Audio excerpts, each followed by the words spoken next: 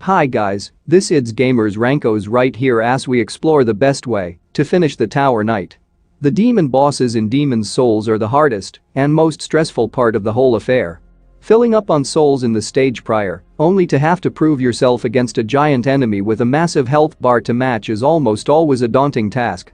This big ole armor-clad boss sure is intimidating largely due to his sheer size. Its massive lance and shield can do some hefty damage if you're not careful. This guy is definitely more difficult than the phalanx you'll fight prior.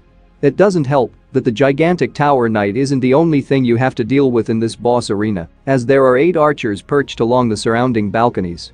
If you're not too worried about trophies, it's strongly advised that you sprint past the Tower+Knight and dispatch those pesky archers first before attempting to take down the Tower+Knight itself.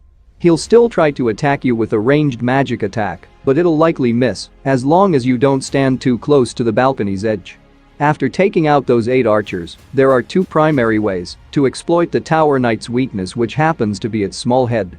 It may be holding a massive shield in front, but the Tower+Knight is fairly slow and won't be able to stop you from running around to his backside, where the heels of his feet remain exposed.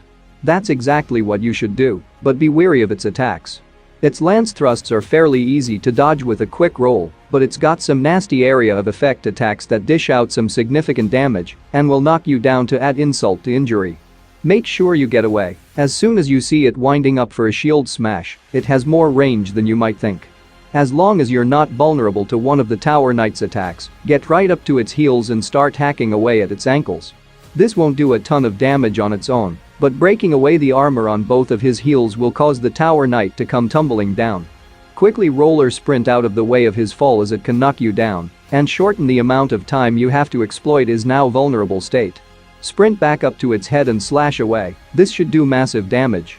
You should only have to repeat this once or twice before adding its Iron Demon's Soul to your collection.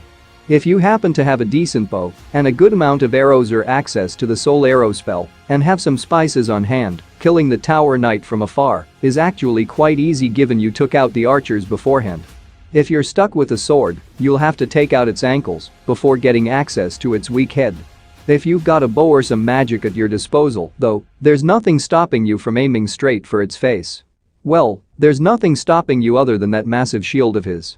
Get up on one of the overlooking balconies and start from a spot where his ranged spell attack won't hit you. Every time the Tower+Knight moves to cast his spell, he'll briefly lower his shield and leave his head exposed. That's when you should strike. It'll take a few tries to get a feel for the timing window, which is a little tight since staying out in the open will get you smacked by the Knight's soul spear. However, once you do get it down, filling his face full of arrows or magic should do the trick given you've got the resources to do so. If you don't mind staying down by the Tower+Knight himself, you can quite easily strafe around that massive shield of his, take aim at his head, and fire some spells off for surprisingly significant damage. Just make sure you stay mobile and study the Knight's moves, as one single shield slam could ruin your run at him. Thanks for watching this video guys, it is a great honor. Make sure to check all the Gameki's codes at the description area below. Also, make sure to like and subscribe. Cheers guys.